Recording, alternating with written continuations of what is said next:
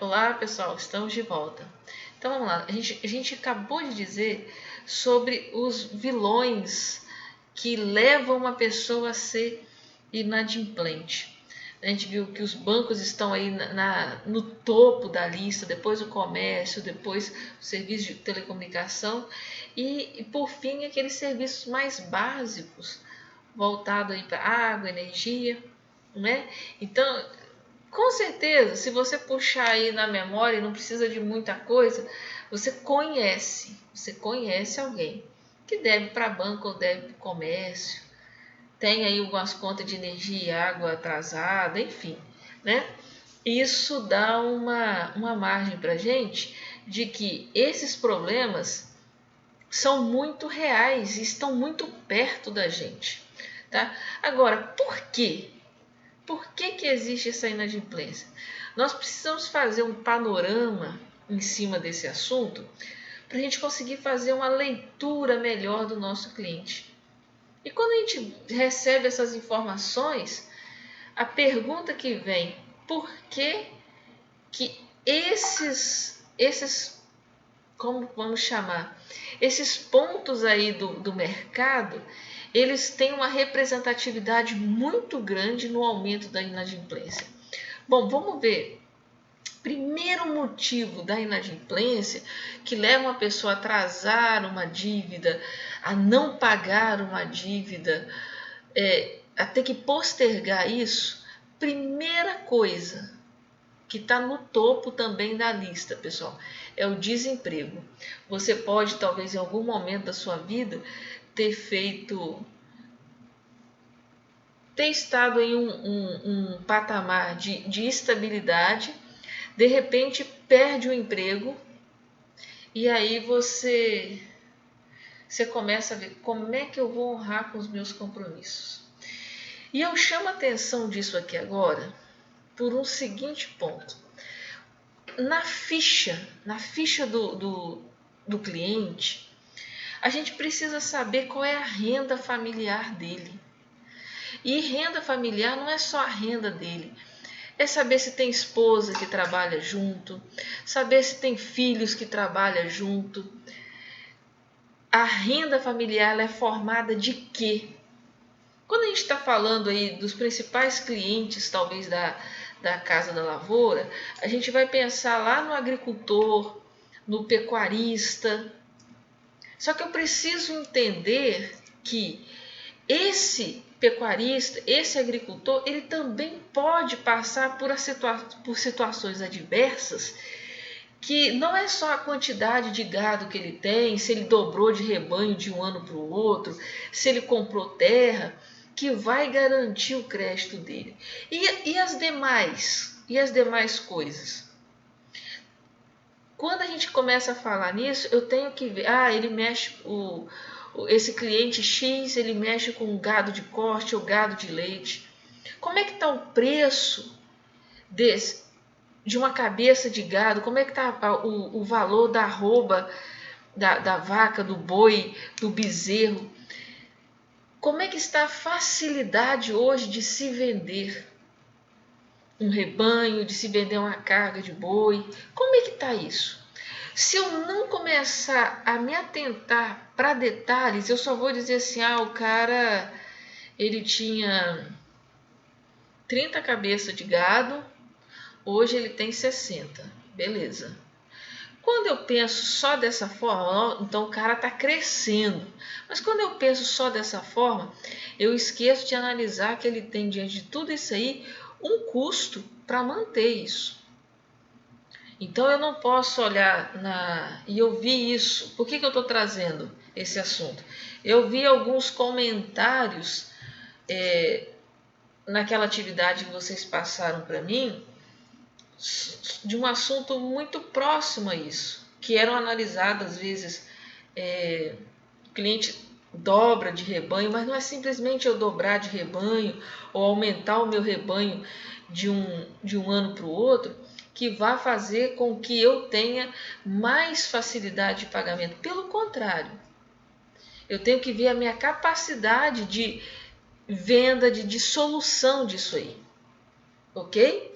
E isso está totalmente ligado ao desemprego. Agora vamos deixar o pessoal lá do sítio, lá da fazenda, e vamos para o pessoal, o público mais da cidade, que talvez é aquele público que vai focar mais na linha de material de construção aí da Casa da Lavoura. A renda familiar desse pessoal é importantíssima. Tempo de emprego, quanto tempo tem que a esposa ou o marido estão empregados. E esse monitoramento também ele é crucial. Por quê, pessoal? Eu posso ter um salário, meu marido ter outro salário e nós dividimos as despesas de casa.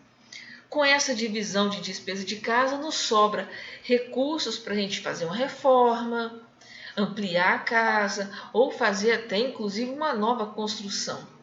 Se uma dessas pessoas, seja o marido ou a esposa, que contribui com a renda familiar, fica desempregado, concordam comigo que vai mexer nessa balança familiar? Então isso é muito importante, eu monitorar isso. Eu saber se todos os integrantes da família trabalham, tá? Porque o desemprego e a não participação da renda familiar de alguns integrantes da família influencia diretamente no crédito. Quando a gente estiver fazendo simulações de análise de crédito, de limites de crédito, nós vamos entender e pegar até alguns casos onde ocorreram a saída de parte da renda familiar devido a desemprego, tá bom? Então, o desemprego é um grande fator que conduz as pessoas à inadimplência. É só você pensar, eu não vou deixar de comprar arroz e feijão para minha casa, para ir lá na Casa da Lavoura pagar uma conta de material de construção que eu comprei. Certo? A grande maioria das pessoas vão pensar assim.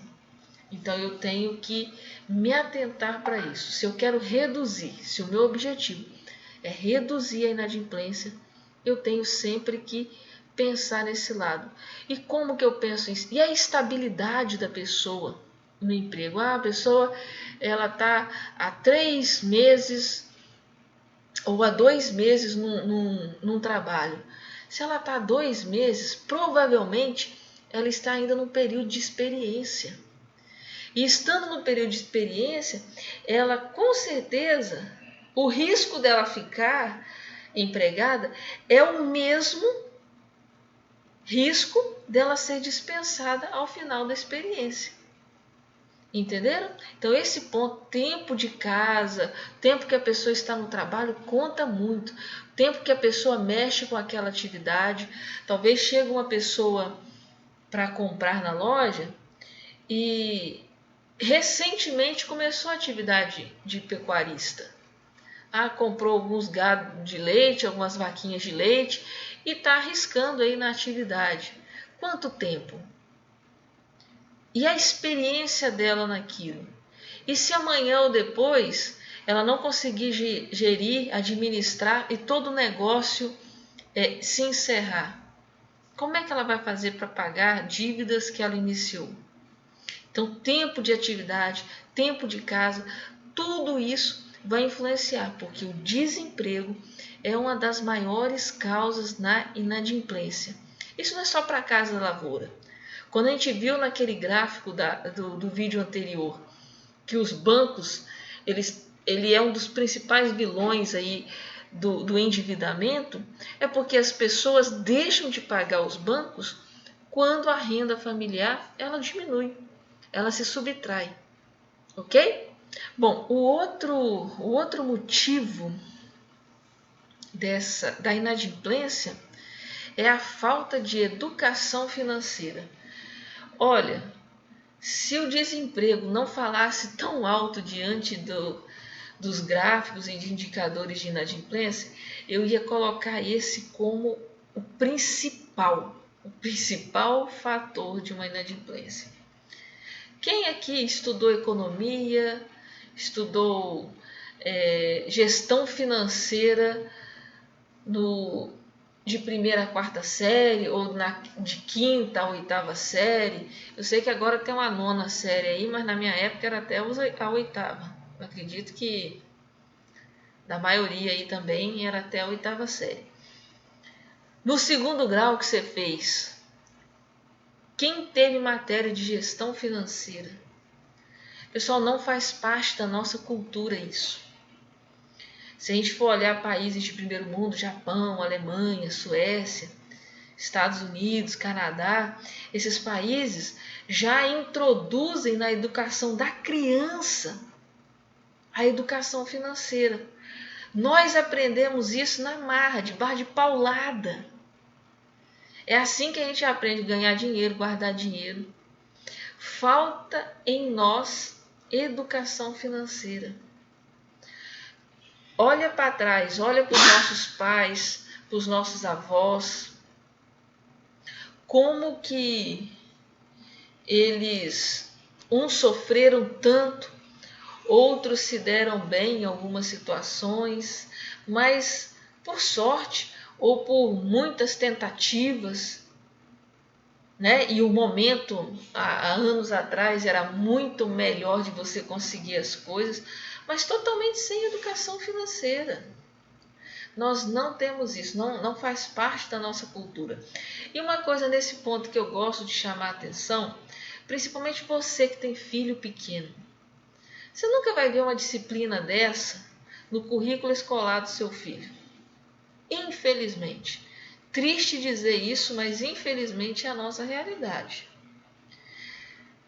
Mas não custa nada você pai, você mãe, você ter momentos de educação financeira com os seus filhos em casa.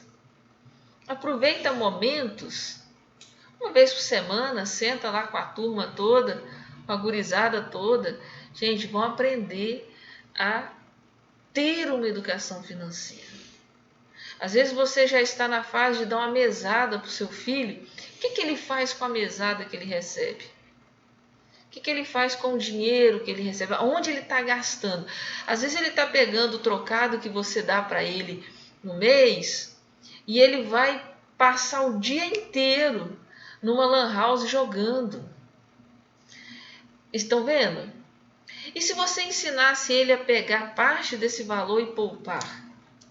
Você já parou para pensar, se você guardar R$50 por mês, quanto que você vai ter no final do ano? Quanto que você vai ter em 5 anos? Quanto você vai ter em 10 anos? Se você colocasse isso numa poupança para render. Já pensou em ensinar isso para o seu filho?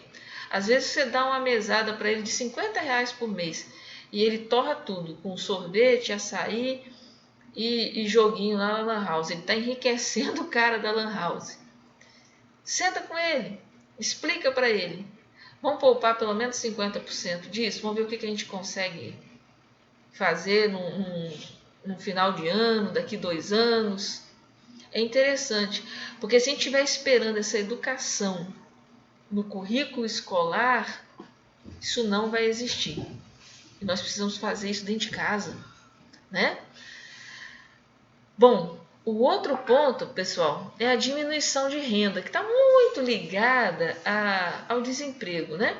Quando a renda de um ente da família diminui ou acaba. Aquela pessoa ali que estava colaborando com o rendimento familiar, ele simplesmente, aquela renda deixa de existir.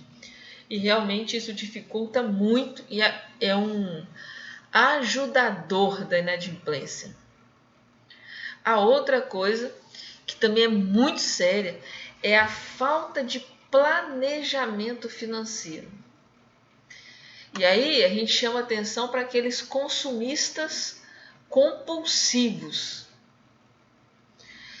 A gente vai numa loja, vê uma mega promoção, não posso perder. Mas você vai na outra e você também vê uma mega promoção e você não pode perder aquilo. Só que você não faz conta, você só olha aquela promoção e você vai pegando várias. Você não faz conta daquilo que você já gastou. Quer ver uma coisa que a gente vê muito e acaba sendo assustadora? Todo mundo hoje quer um celular top, potente, da hora, né?